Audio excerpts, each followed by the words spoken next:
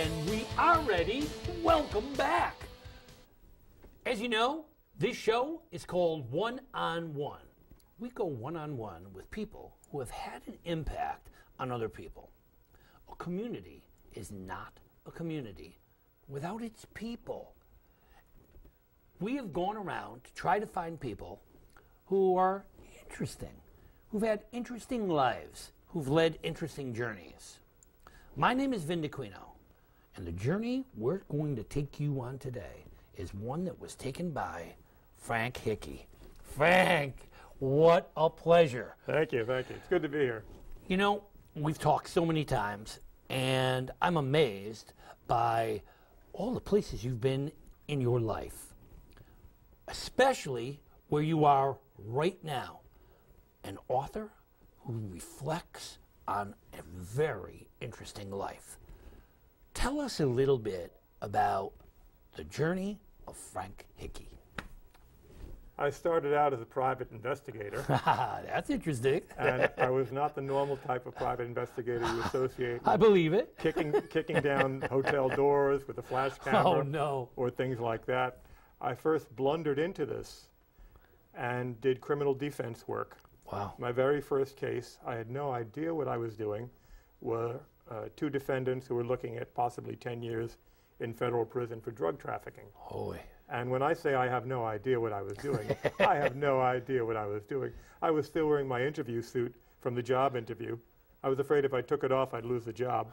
And I was just sent, go to Queens and find out what you can.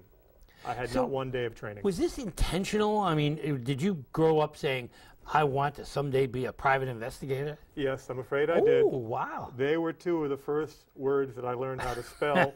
And my mother said, Frank, those are complicated words. You have to be very good to spell those. So I would write all these sketches of a man with a shoulder holster and a sign on his desk saying private investigator. Wow. So it did start that early. So were you influenced by some of those books, you know, the Ellery Queen kind of books? And actually, I started before I was reading those books. I was more influenced by Peter Gunn, which I could see on television. Yeah, I remember that, yeah. And the jazz score, which is probably one of the most famous tunes in the world right now. And being an infant, a child, I understood about 3% of it, except that Peter Gunn didn't have a mother who told him to clean up his bedroom. Was Peter Gunn the Peter Lawford? No, that was Craig Stevens. Oh, that was Craig. Oh, yeah. Craig Stevens was even more before the Thin Man, Peter Lawford. Yes. Craig Stevens was the early Blake Edwards. Oh, yeah. With the early Henry Mancini. Wow. And it was almost always a jazz score. His girlfriend, who also didn't have to pick up her bedroom, his girlfriend sang jazz in a bar. He had a wonderfully unstructured life. No time card, no time clock, no alarm clock, no grammar school teacher. Wow. It looked like a wonderful life. So this romantic vision of what a private investigator was, did that come into fruition? Is that what it is? Is it an exciting, romantic private spy? I think so. I thought so too. I spent 10 years in the profession doing it, and there were times when I was frustrated, times when I was bored, of course. My record was 38 hours alone on one stakeout. Holy. But there were never times when I said, I'm getting out of this. Yeah. There were never those times. Yeah. There were lean times, times when you made no money. And because I did criminal defense work, the money was sporadic. Very often you'd be stiffed to the tune of $1,000 or so, and you'd be out of the money, but you'd have done the work. Yeah, wow. And you got a person who may have been innocent, you got him justice, him or her justice. Key. Yes. Very key. You know that one of my big things is to try to do things that have an impact on others. And helping someone who is innocent, big thing. Yes. I've seen many times where now people have been in jail for like 20 years, and now with all this new tests and all these things that are going on, that we find out we took 20 years of that man's life and he didn't do it. Yes. So helping an innocent person be innocent is a big step. Yes. It's reaching out. But often you put your own life on the line, yes? I was scared almost all the time I was doing it.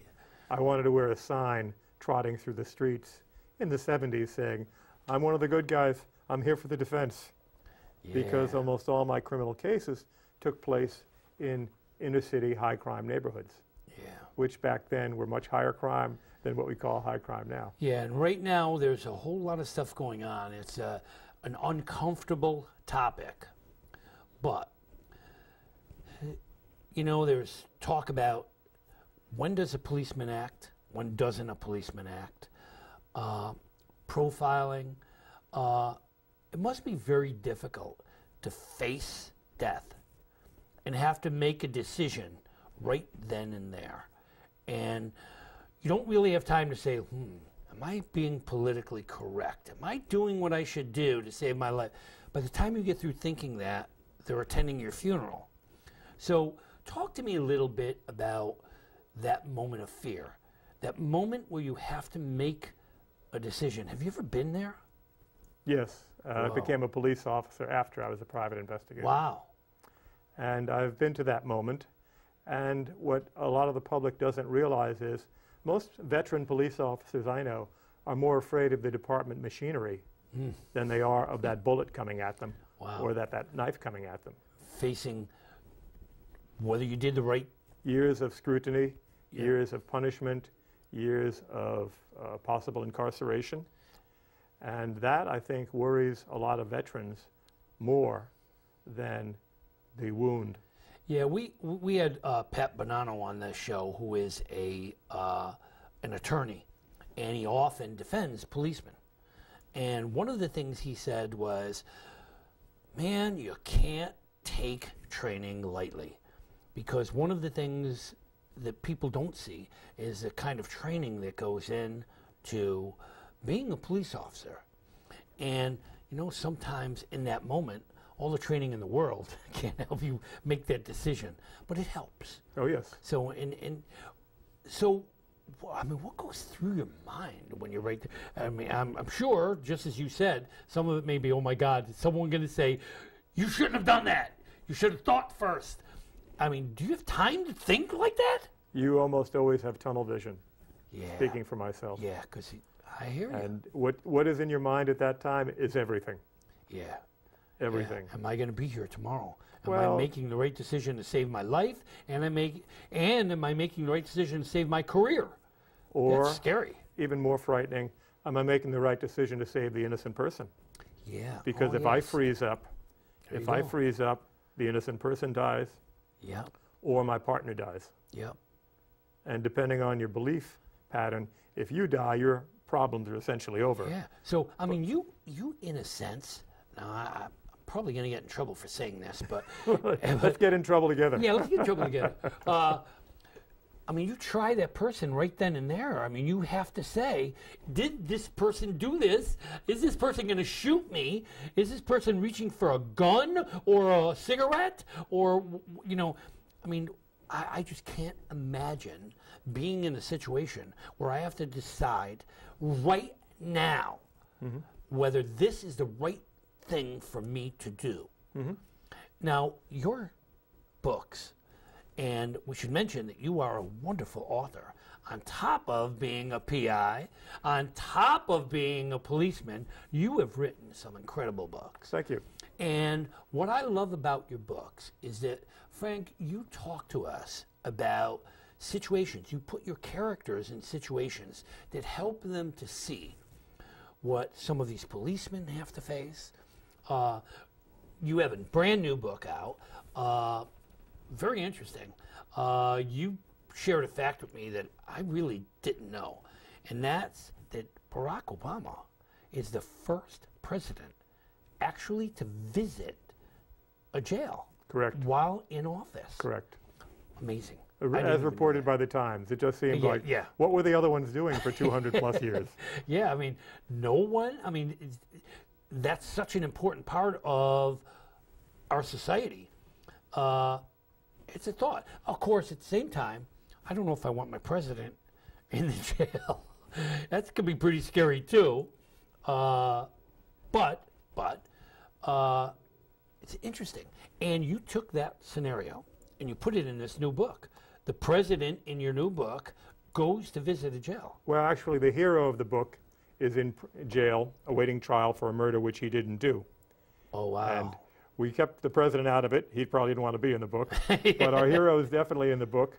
And since my books are lighthearted, he realizes that Bureau of Prisons, BOP, spells bop. Oh, wow. So he organizes a bebop society in prison and runs bebop dances among the inmates and calls the corrections officers, who I respect greatly, big boppers. Yeah. So it's a lighthearted take from a man who is on awaiting trial for a murder he didn't commit in Terminal Island. You know, it's interesting because where I am in my life these days is understanding that every person is a novel unto himself. Oh, yes. And it plays out from birth to death, some long, some short, but it's a novel. And if we really appreciate the fact that every person's important and that their world revolves around them, everyone they know, everything they see, everything they do is crucial. Very true. And if we can appreciate that all life has value, then maybe we can add to that value. And that's what I love about your books. Thank you. We see people alive. We see people living real lives. And yeah, some of it's tongue-in-cheek, and some of it makes me smile. Some of it makes me cringe, but some of it makes me smile. And this comes from the things you've seen in your life. Now, you're a world traveler. Yes. And you've been around there. Tell me a little bit, you know, I'm going to cheat and say that I had a wonderful opportunity of hearing a radio show, actually being part of a radio show with, can I say, your sister? It's your show. You can say what you want. Who is a wonderful news commentator. Thank you. McGee Hickey. And she was talking about the Frank she knew as a child. And I was in awe because she talked the way a sister would talk. And she talked about your being there and her worrying about where you were and your mother worrying about where you were. And I saw you as a boy and a man. I saw you as an adventurer. And I saw you as being a person in search of life. And tell us a little bit about those early Frank days. Well, I was still holding on to my dream of being a detective, but I wanted to go overseas. I was very much caught up in France. I was a Francophile. Ah, there you go. And I went over to France and lived outdoors in Europe and North Africa for about 2 years. I think in those 2 years I was inside for maybe 6 weeks altogether. Wow. The rest of the time outdoors, en plein air, as the French say, and saw a lot of life when I was there. Learned languages, supported myself by working different jobs. Yeah. And that's when Europe was very different, each country, one from another. Sicily, where I spent my formative time. I'll get there someday. Was very, my grandfather was born there. Right. Was very different from even Calabria, even just close by. And that gave me a taste for travel, which I've never really lost. Yeah. You know, unfortunately, I have not been a traveler. I was so busy being at home, you know, and trying to keep things together here. And to be honest, to me, a stay-home vacation is still a vacation. Yes. I still haven't explored the town I live in, and I've been here 30 years. And I appreciate everything I see, but I do have a yearning to see another side. But there's so many lives here and there, so many things to see, and people, even in passing, sometimes have a major impact on our lives. We see things that have changed us in some way. Oh, yes. Are there things that you could look back on and say, you know, that moment did change me? Yes. I can remember when I got the idea to go to Europe. I can remember where I was. I can remember when I met a painter there. Wow. And I only knew him for one night, stayed on his floor. We drank coffee, talked about life. And that pushed me even more into being a writer. I said to myself, I don't know what kind of a writer I'm going to be. I could be the worst writer in the world, but I'm going to be a writer who tries. Oh, yeah. And my European years gave me that time, gave me that room for reflection. It gave me that ability to see what I could handle, what I couldn't handle. Right. I always carried notebooks with me, Yep. no matter what country I was in. And I came back to the States as a writer and became a detective right after. But the writer came first. Yeah, and the life that you lived was ammunition. You know, it was what you bring to your writing. You know, so many times, I'll never forget the little boy who said to me, you know, I said, look, you have to get out there and write about what you see and hear and feel. And this little boy put his hand up. I said, yes. He said, how can I write an exciting book if my life is boring? Mm-hmm. And I said, don't write about what is. Write about what if. Walter Mitty. There you go. Take the things that you see and try to imagine what they mean. What do they mean to you in terms of the things that you know? And he said, it doesn't have to happen. Up here it does. Make it happen up here. And it was like opening a door for this kid. And that is what it's about. We have to kind of think about this world that we live in and look at people and understand that everybody has a value. Yes. And that life has meaning. And your ability to see that meaning will make meaning for you. And your books do that. I see in your characters you. There's a lot of you in here. And the things that made you afraid, the things that made you proud. So when you look back on your life, did you do the right thing? By and large, yes. Yeah. I never went for the money. No? I never went for the position or the title or the respect, as noted on my resume. Went where the action was, where the challenges were. Yeah. In terms of influencing other people, I started foot patrol first in Savannah, Georgia, where I was a police officer. And I was scared. Wow, Savannah, Georgia. Beautiful but tough town. Yeah. Beautiful but tough town. And I liked the feedback I got from people. And I carried that with me when I joined the Los Angeles Police Department, which was very much against footbeat. You know what? Give me a timeline. Okay, I was in Savannah from 90 to 94. Okay. And I joined LAPD, Los Angeles Police Department, Right. from 96 to 2008. Okay. When did you do this traveling overseas? You were a kid. Well, I was a teenager on my own, Wow. just in my late teens, Wow. doing that. And I was in Greece when they had their revolution, war against Turkey in '74. So I happened to blunder into a lot. Yeah. But I saw, if I went back to Europe now, I'd feel 100 years old.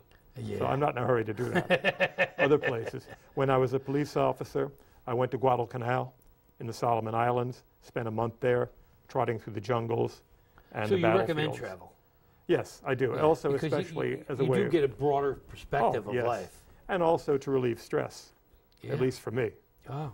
Going there, going to the Fiji Islands, going to Myanmar, the former Burma, I found it very refreshing.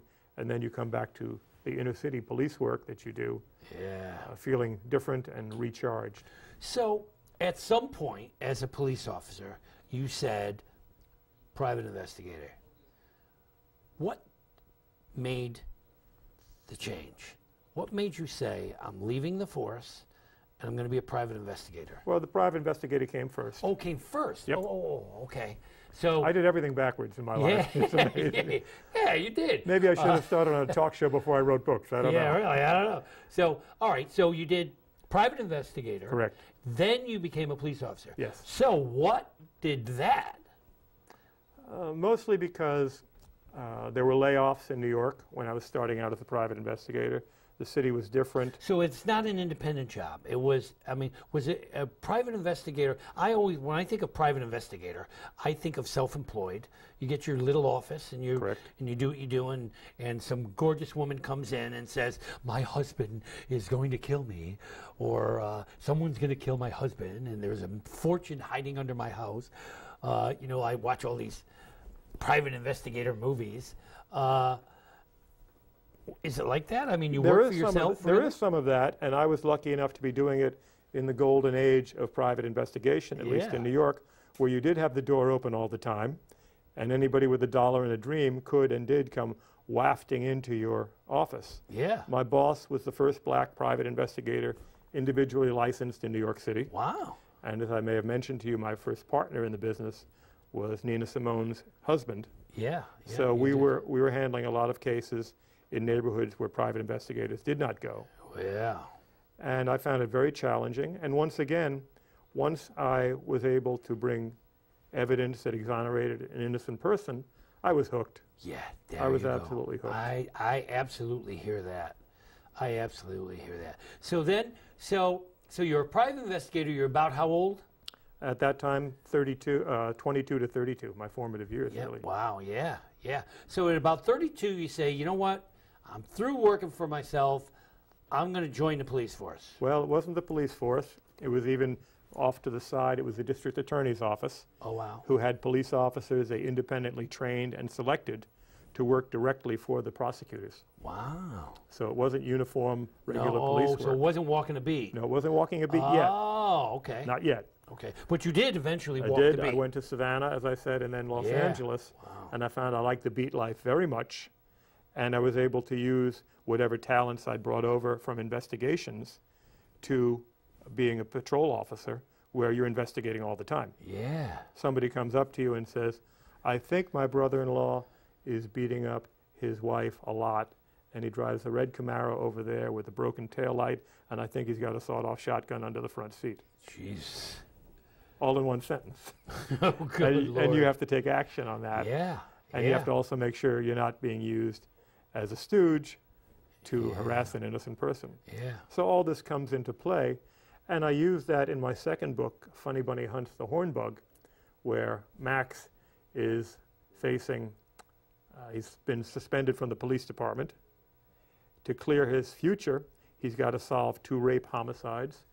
So he dresses himself up as a real cop with a toy shield, toy radio, toy gun, and gathers information from the people on his beat, whom he calls his beatniks. And that's what I called my people on my beat, and they responded to that, and they gave me lots of information, which resulted in crimes going down. And I was surrounded by much better policemen, much better detectives than I was, but I was on foot, and I was approachable.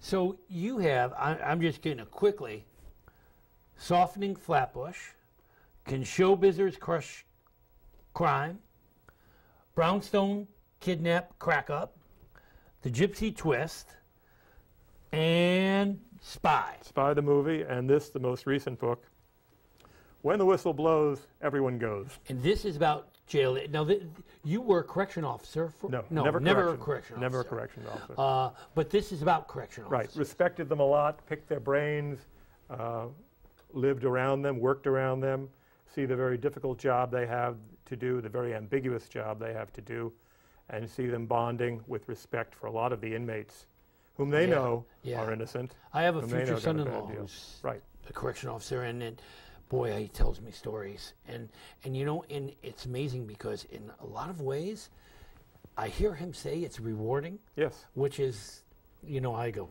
rewarding to be in the jail? Yeah, you know, because you have to always remember what we said before. People's lives have value. Yes. Regardless of what they do, whether they're homeless or a millionaire running for president. Let's not go there. Not yet. Not yet. It's people have value. Yes. And that's something I learned very early in my life. It doesn't matter what people do. It's a life. It has a birth and a death, and it has an awesome middle be in there. And what they do and see and feel and learn is their life. So it's important. I've never held back with any of my books in terms of political correctness because I've been concerned that due to the nature of my day job, I might be dead Yeah. in the next week. I So hear you. why do you want to follow the rules? And you're still working, right? I'm not working it this week, but I'm still working. But right. This So- week I'm devoting myself to your show and my book. There we go. Good idea. But I am still in the now, market. you just finished it. This is like hot off the press, right? Well, when you called me yesterday, I just finished a new draft of the book. Wow. Not this book, but it's Max Cracks Hollywood, and it's about our hero Max Royster going to Hollywood, California, and becoming embroiled in a police brutality case. Well, let me tell you something about this show Of course. that I absolutely hate. Mm-hmm.